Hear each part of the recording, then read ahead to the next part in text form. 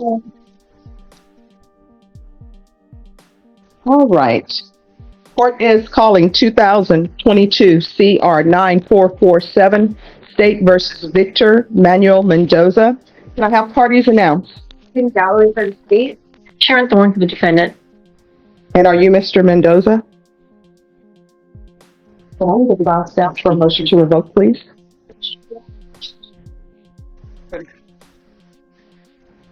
She's almost 30. Yeah. All right. Thank you, Shia. I'll take your time. Yes, Your Honor. Yes, Your Honor. All right. All right. Mr. Mendoza, did you review the documents entitled Motion to Enter Adjudication of Guilt and Revoke Community Supervision? Okay, so right out the gate, this is a motion to revoke a deferred adjudication. Translation: Mendoza was given a second chance instead of a conviction, but now the court is deciding whether he blew it. Stick around, because it gets complicated. And first amended motion to enter adjudication of guilt and revoke community supervision with your attorney. These two documents. Yes. All right, did you understand them? Not, All right, let me ask you this. Do you understand that you're on deferred adjudication for aggravated assault with a deadly weapon? Yes. Do you understand that the state has filed a motion to revoke stating that you have violated the conditions of your probation? Yes, Your Honor. And do you understand that in these two documents, the first amended motion to enter adjudication of guilt and revoke community supervision and the motion to enter adjudication and revoke community supervision, the state put in these documents the items that they're saying that you didn't complete or how you violated your probation? Did you understand that? Yes, Your Honor. Are you the same Victor Manuel Mendoza who was placed on deferred adjudication and cause number, that's the cause number, 2022 CR 9447 for the offense of aggravated assault with a deadly weapon on December 13th, 2022 for a period of 6 years? Is that you? Yes, Your Honor. All right, state. Violation of condition number 1 on or about the 18th day of January 2025 in Bexar County, Texas. The defendant, Victor Manuel Mendoza, committed the offense of criminal trespass in violation of condition number 1. How do you plead to that? True or not true? True. We waive and abandon the remainder. Any objections? Note. No, Your Honor.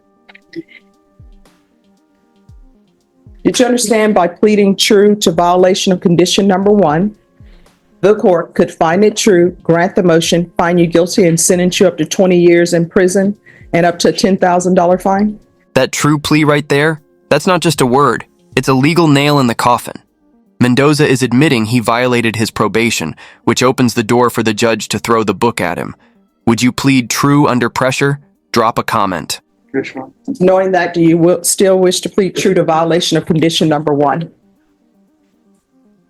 Yes, Your Honor. Court is finding violation of condition number 1 true. Is there a proposed agreement?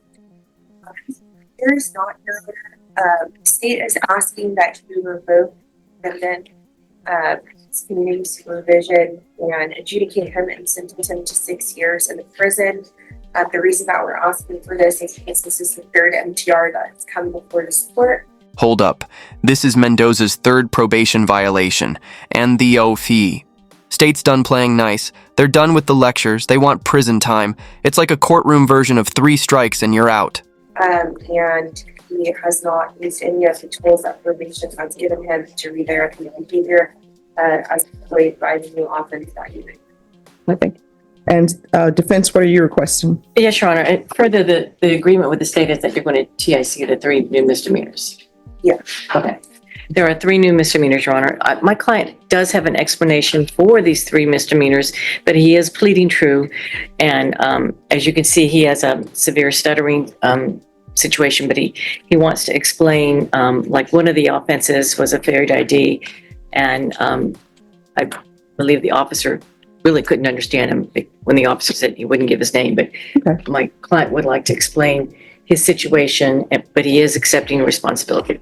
So would you like to tell the court about your father, grandfather, and that you need to be home with your mom?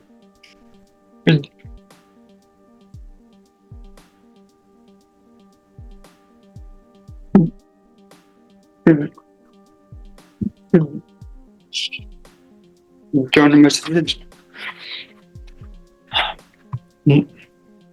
My step, my stepdad was in another hospital. Yeah, my stepdad was in another hospital. My stepdad was in another hospital. I had lost track. I was taking care of my mom, and my stepfather just passed away, and my stepfather had just passed away just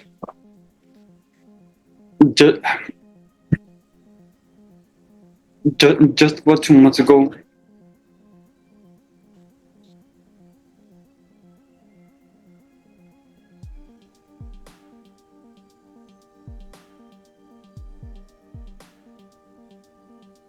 Victor, can you tell the court, Well, if he's going to give testimony, I'll have him raise his right hand. Or do you want to proffer what he's going to say? can I proffer what he's going to say? Yes. He recently lost his stepfather.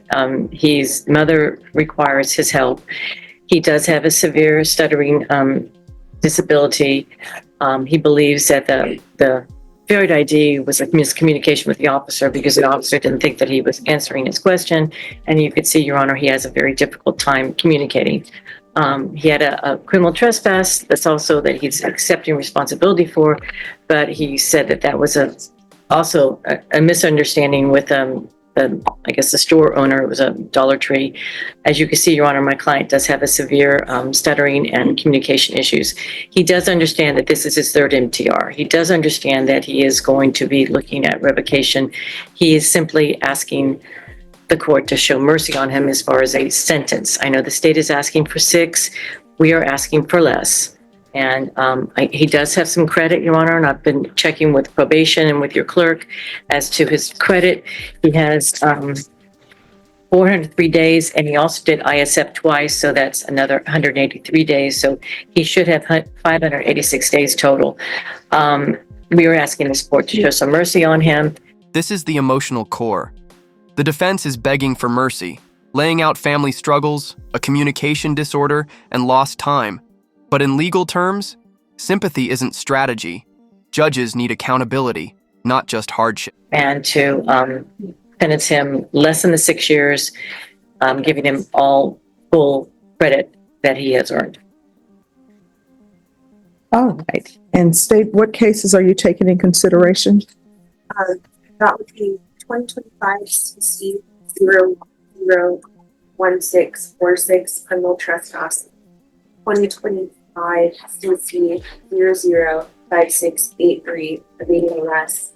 And then the 2025 CC 005637 bill time. All right. So this is what the court understands. The failure to identify. Maybe there were some communication issues, but the evading arrest, there's no communication issues with that. For example, you're able to understand what I'm saying. So the evading arrest has nothing to do with verbal communication. The criminal trespass really has nothing to do with verbal communication, because when the people at the Dollar Tree tell you to leave and give you a warning not to come back, then you're not to come back. And if you come on their property, then it's a criminal trespass. This is the third time you've been before me. And your attorney has told me that you had some issues going on with your family. And there it is, 6 years. The court has officially revoked probation. What started as a chance to walk a clean line ends in a prison sentence. Real talk. Do you think the system gave him enough chances, or was he always set up to fail? I always tell people, all you have to do is let your probation officer know. And if you feel as though they're not responding, you can come back to the court. And I know I would have told you that because this is your third motion to revoke. There's only so much work that I can do to try to help people. And if you don't want the help and you're not going to do right, there's nothing I can do. The court is finding violation of condition number 1 true. The court is going to find you guilty. The court is going to revoke